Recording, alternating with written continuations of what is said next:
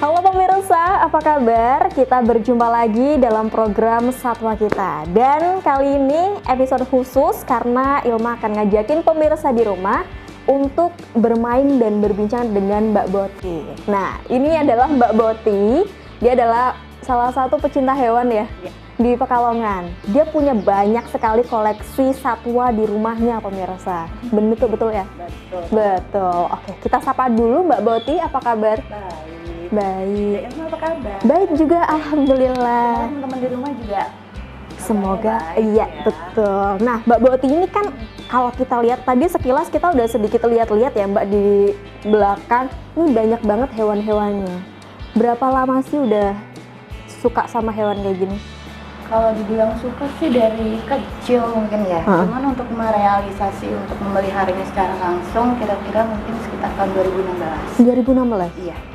Karena memang sudah dari budgetnya sendiri mungkin punya gitu kan. Jadi bisa buat beli ini. Tempat juga sudah ada. Jadi mulai direalisasinya tahun 2016. Oke, berarti bermula dari kecintaan pada hewan ini sejak kecil. Itu dulu awal mulanya suka sama hewan apa? Kucing sih. Kucing dulu. Iya. Itu adalah hewan kecintaan sejuta umat. Bener banget. Kucing, semuanya pasti banyak sih yang suka kucing. Termasuk saya. Saya juga punya kucing di rumah soalnya. Iya. Lucu banget ya soalnya. Itu dulu kecil suka kucing ya. Tapi 2016 baru terrealisasi. 2016 awalnya pelihara hewan apa dulu nih? Setelah merasa punya uang katanya. Iya, pendapatan ya karena memang ya itu tadi ya balik lagi ke sejuta umat kucing. Jadi tetap pilihan pertama tuh pasti adalah kucing gitu kan. Kucing Anggora punya 2. Cuman ya itu terbentur oleh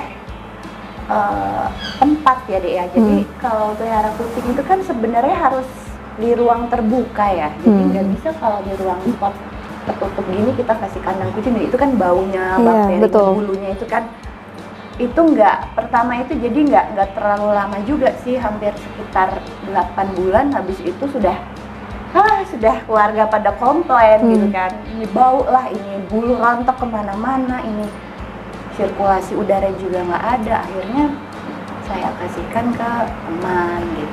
Sempat vakum dulu beberapa bulan, terus kemudian lihat-lihat dari YouTube artikel, mulai tertarik sama yang namanya reptil. Reptil pertama aku adalah ular boa. Ular boa. Langsung ular loh. Makanya ini loncatnya agak jauh juga ya dari hewan yang lucu-lucu imut-imut kayak kucing beralih ke ular. Kok bisa? Apa ya? Mencari sesuatu yang nggak dimilikin orang lain gitu. Karena mungkin dari 100 orang yang suka reptil apalagi terutama ular gitu kan. Paling 1-2 gitu. Ya jarang ya, apalagi gitu. Perempuan. Iya ya kan. Betul. Itu dulu bener-bener kayak pengen beda gitu, pengen pelihara yang nggak semua orang bisa gitu kan. Udah mulai pertama sih pasti browsing dulu kan, karena ketidaktahuan itu ya kita browsing gimana sih serunya, liatin YouTube-nya orang gitu, ternyata seru, tapi ada parnonya juga kan, itu hewan besar ada bisanya enggak. Saya pikir pertama itu semua ular itu mengandung bisa. Iya, karena mindset saya itu seperti itu. Jadi mau ular jenis apapun, mau apapun itu pasti ada bisanya gitu. Ternyata setelah ini kan enggak juga. Jadi ya pertama memilih yang tidak memiliki kandungan bisa. Itu lebih safety ya untuk dipelihara. Oke. Dari itu sih berarti harus observasi dulu kalau mau pelihara sesuatu ya. Nggak langsung kamu warnanya bagus, duitnya ada nih, terus main beli kan nggak kayak gitu. Iya, nah itu kalau kita ngomongin ular, ini kan pasti masih banyak juga orang-orang yang menganggap ular itu berbahaya. Nggak semua orang tuh pasti tahu ini berbisa atau tidak gitu ya. Nganggapnya ya semuanya sama seperti Mbak Boti, semuanya berbisa dan berbahaya kayak gitu. Dari keluarga aman-aman aja Mbak Boti pelihara ular boa? Aman. Setuju? Nggak ada yang kontra gitu? Enggak sih, karena memang semuanya ya memang suka juga mungkin ya lama-lama. Ya jadi frekuensi ya? Ketika datangnya juga itu kan, karena datang itu masih kecil kan, masih lucu. Kalau sekarang kan sudah nggak lucu lagi sih, udah jadi kayak monster gitu. Waktu kecil ya lucu aja, masih bisa dipegang, dibuat gelang gitu, bisa. Awal mula pelihara berarti umur berapa tuh kisaran? Umur umur sekitar 3 bulanan kayaknya. 3 bulanan. Jadi dibuat gelang. Kalau sekarang kan kalung pun nggak bisa kan. Udah jadi berat udah ya. berat. Dulu tuh Saking cuma dibelit besarnya. kecil banget. Oh berarti masih tuh ya ularnya yang dulu kecil Masih, itu sampai iya. sekarang tuh masih ya. Oke, tapi kalau Mbak Boti ikut komunitas-komunitas pecinta hewan kayak gitu juga? Enggak? Karena terbentur oleh kegiatan sehari-hari juga kan. Hmm, Dari waktu tadi oke. seperti itu. Jadi ya dinikmatin untuk diri sendiri aja. Oke, dinikmati. Kecantikannya, keunikannya, kecantikannya. Dinikmati untuk diri sendiri pemirsa. Tapi masih banyak hewan-hewan yang lain ya Mbak Boti ya, selain ular. Setelah ini kita akan bahas dan kita akan melihat-lihat secara langsung pemirsa. Jangan kemana-mana, tetap di Satwa Kita.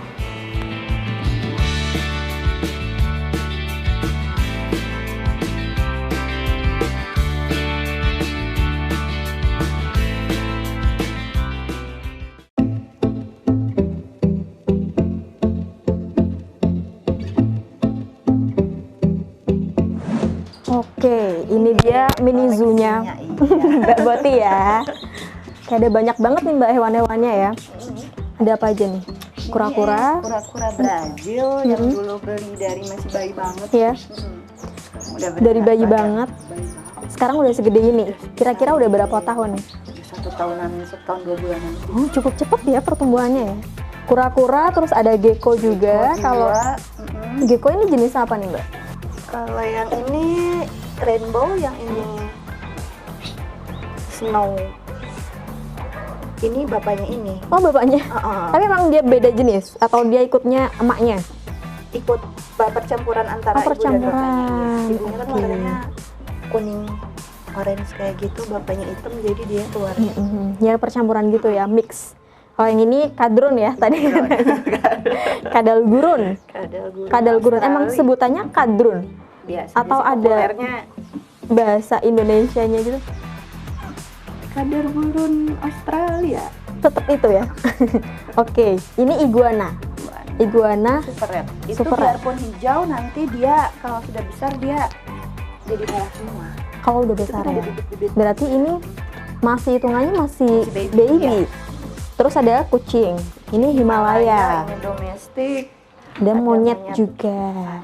Oke, kita boleh ambil satu Mbak, boleh. Terserah mau yang mana. Yang mana nih? Yang aman kira-kira yang mana kalau Yang menurut Mbak Boti? unyu-unyu aja Ini deh, ya. yang Ini langsung ambil aja nggak apa-apa Ambil ya. aja, nggak apa-apa. Oke, kita sambil duduk Mbak Boti. Kalau ini tuh nggak gigit sih. Nggak gigit ya, aman ya. Oke, nah pemirsa, sekarang di tangan Ilma di depan kita semua udah ada salah satu hewan peliharaannya Mbak Boti. Ini gecko ya Mbak ya, jenisnya yang pelangi. Yang rainbow. Rainbow, iya rainbow. Lucu dia ya. Ini masih umur berapa nih Mbak? Ini sekitar udah 1 tahun setengah. 1 tahun setengah. Dan ini netesin sendiri. Mutusin sendiri. Ya, tadi kan saya udah bilang itu bapaknya ya. Mm-mm. Jadi ibunya juga. Jadi dulu beli 1 pasang. Mm-mm. Ibunya yang warnanya Mirip kayak gini. jenisnya red strip.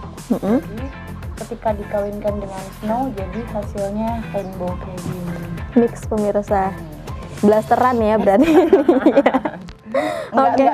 Nggak memihak ibu bapak ya. Jadi ibu bapaknya muncul semua. warnanya Iya, di sini. adil ya Apa dia iya. ya. Jadi nggak ada yang berebut ya. Oke, udah berapa lama suka sama gecko? Lama ya.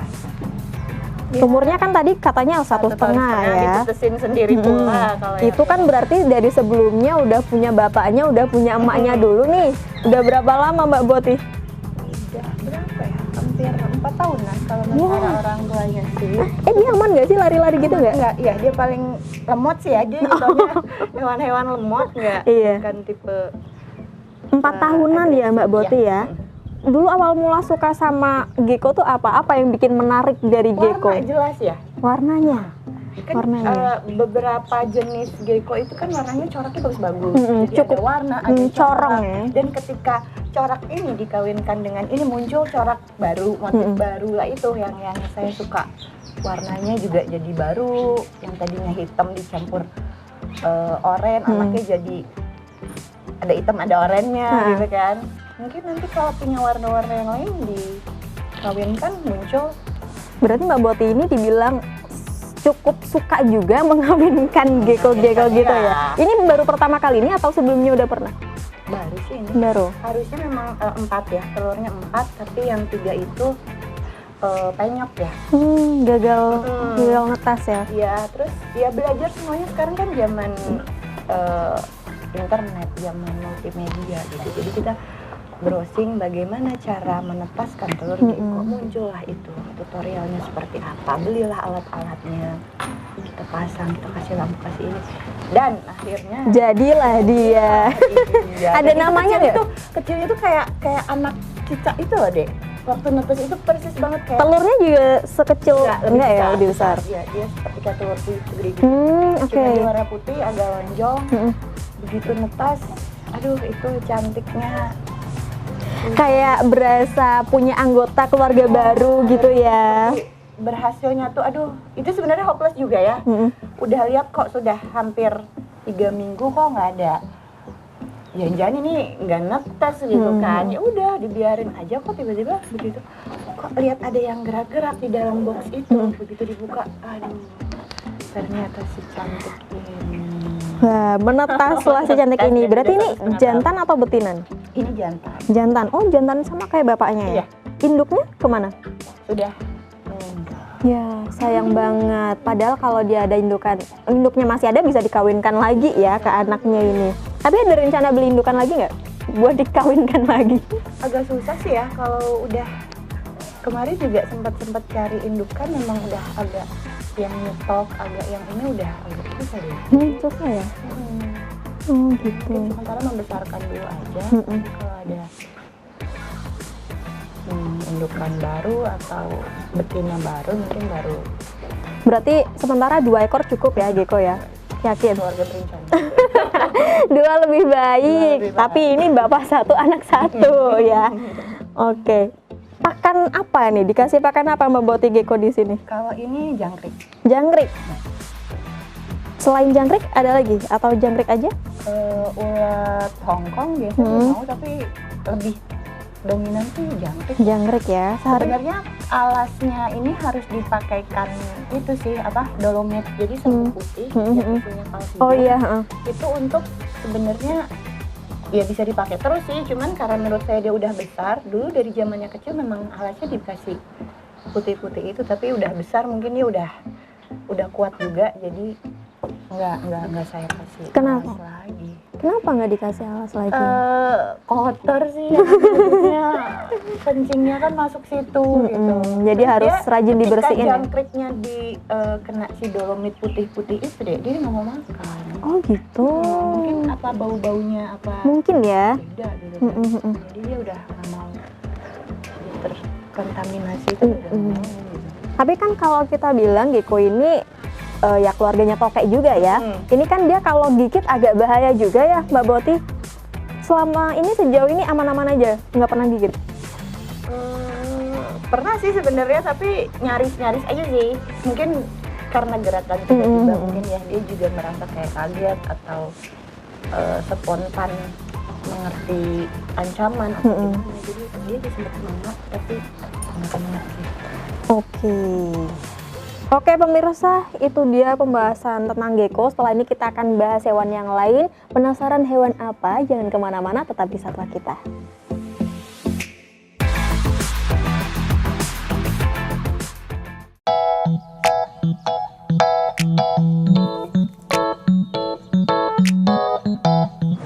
Nah pemirsa, sekarang di depan Ilma dan Mbak Boti ini ada hewan yang dari tadi udah diceritain ya di segmen pertama, yang katanya reptil pertamanya Mbak Boti. Ini ada 2 ular boa. Namanya siapa nih Mbak? Kalau yang ini namanya Bindi. Bindi. Karena dia betina ya. Betina cantik. Ini jenisnya hyposalmon. Umurnya sekitar 6 tahun lebih. 6 tahunan ya. Dan panjangnya sekitar hampir 2 meter. Ini kalau diluruskan itu hampir 2 meter. Oh, 2 meter untuk usia 6 tahun. Lumayan. Dan posturnya juga dia yang lumayan agak berisi juga ya Mbak ya. Dia habis makan apa ya? Ini emang ya, pantesan perutnya gede.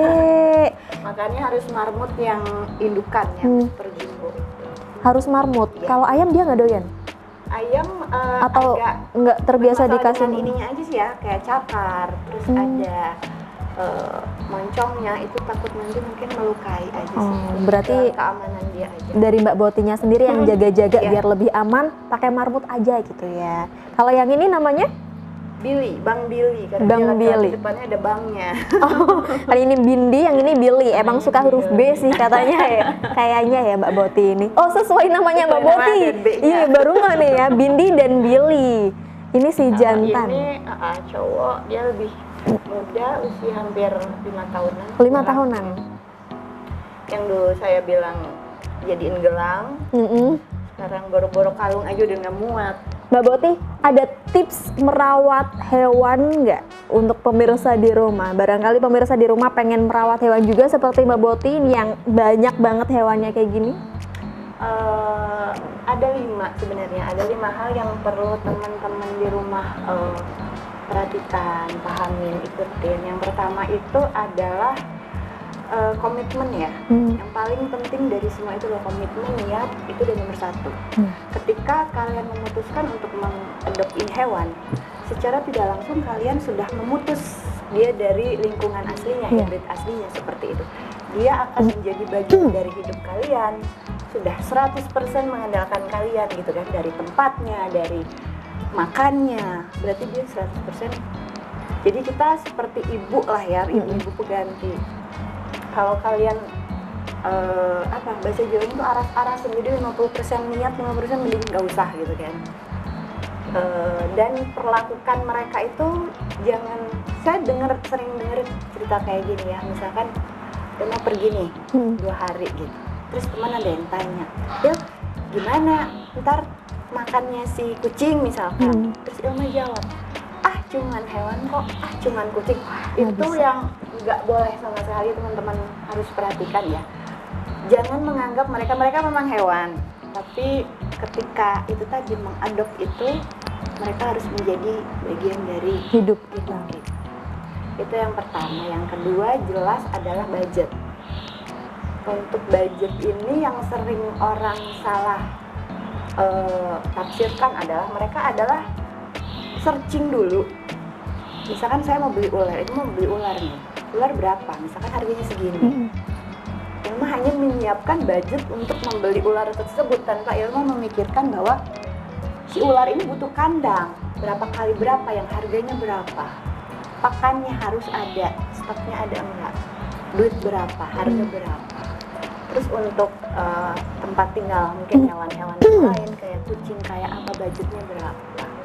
Jadi kalau aku sarankan yang pertama bukan masalah budget untuk membeli si hewannya, tapi persiapkanlah budget untuk sarana prasarananya dulu. Jadi Ilma harus menghitung berapa budget untuk harga kandang. Kalau Ilma pengen kucing ya, harga pasir berapa sih, harga sisir kucing berapa, harga sampo berapa gitu kan. Terus jangan lupakan bahwa tiap bulan kita harus mengeluarkan anggaran rutin untuk memelihara hewan tersebut. Nah, Ilma juga harus memikir, misalkan Ilma pemasukan sekian, melihara kucing habisnya 1 juta enggak, nah gitu. Itu jangan sampai putus di jalan atau ya seadanya, misalkan pasir yang ngambil pasir dari pembangunan nggak rumah, mungkin itu kan juga. nggak bagus juga. Iya, loh. betul. Ikan biasanya dikasih makanan kering diganti ikan sisa-sisa kan nggak mungkin. Yaitu nomor 2. Nomor 3-nya ada yang namanya waktu. Ya harus sempetin ya. Harus sempetin membersihkan. Kadang ada beberapa hewan yang memang wataknya itu adalah ngajak main atau ingin diperhatikan, seperti kayak monyet, kucing gitu. Dia kan butuh time dengan kita. Kita harus punya waktu untuk itu. Tapi kalau Mbak Boti aman nih. Mbak Boti kan wanita karir ya, kita tahu. Harus bisa bagi waktu antara pekerjaan dan juga mengurus hewan sebanyak ini, bisa Mbak? Harus bisa. Jadi bukan bisa atau tidak, tapi harus wajib bisa gitu. Tetap berapapun menitnya, misalkan hanya 30 menit, tetaplah pulang kantor kita spare waktu untuk mereka. Sekedar ngasih makan, megang, bahwa kontak lah ya, seperti itu kan kayak kontak gitu, kita sayang sama mereka, kayak gitu aja. Tetap harus wajib banget menyempatkan waktu. Nomor 4-nya? Nomor 4-nya ini ada yang namanya resiko mentalitas. Pertama mental untuk siap kehilangan mereka, karena bagaimanapun mereka adalah makhluk yang suatu saat akan mati atau sakit atau itu. Yang kedua adalah mental resiko ketika kamu akan diserang. Bagaimanapun sejinak-jinaknya hewan 99% masih ada 0,1% bahwa mereka adalah hewan liar. Ya, betul sekali pemirsa. Dan kenapa mereka di kandang? Sebenarnya salah satu dari mereka ini si Billy, tadi udah sempat kita keluarin, tapi ada sedikit serangan ke Mbak Boti ya. Karena Mbak Boti katanya masih bau si monyet tadi, habis gendong monyet gitu. Jadi untuk lebih amannya kita taruh lagi di kandang. Nah, itu kemungkinan itu ya. Iya. Mental untuk diserang, mental untuk mereka punya bawaan untuk defense dan juga menyerang kalau ada ancaman seperti itu ya. Jadi tak terkecuali ke orang yang sudah dekat ya, nggak ada kecuali. Tetaplah 0,1% pasti ada. Iya, betul. Oke. Sama yang terakhir ini juga adalah jangan pernah bosan atau lagi mengistilahkan BU, butuh uang. Banyak banget BU nih gitu. Jual aja nih ini ular gitu. Ya gitu kan. Jadi mereka menganggap ini adalah barang. Jadi ketika saya butuh uang, ya udah deh, gue punya ular, gue bisa jual harga segini. Itu tuh nggak boleh gitu. Jadi saran saya buat teman-teman di rumah yang pengen melihara hewan-hewan eksotis ini kan agak-agak unik gimana gitu ya, harus melengkapi kelima komponen elemen tadi. Ketika teman-teman nggak memiliki salah satunya, saya sangat amat tidak menyarankan untuk memelihara. Harus lima-limanya harus dilengkapi. Nah, itu dia pemirsa, harus lima-limanya dipunyai ya Mbak ya, jangan sampai kelewat satupun. Karena kalau kita udah memutuskan, intinya ya, kalau kita udah memutuskan pengen memelihara satu hewan, ya anggap mereka sebagai keluarga kita sendiri gitu loh. Itu pemirsa. Oke Mbak Boti, terima kasih banyak atas sharingnya. Kita juga udah diperbolehkan untuk melihat banyak peliharaannya Mbak Boti. Sangat senang sekali bisa ngobrol sama Mbak Boti di episode kali ini. Semoga sehat selalu semua hewan-hewan dan juga Mbak Boti ya, biar bisa merawat semuanya. Oke pemirsa, itu dia Satwa Kita episode kali ini. Sampai jumpa di episode selanjutnya. Bye.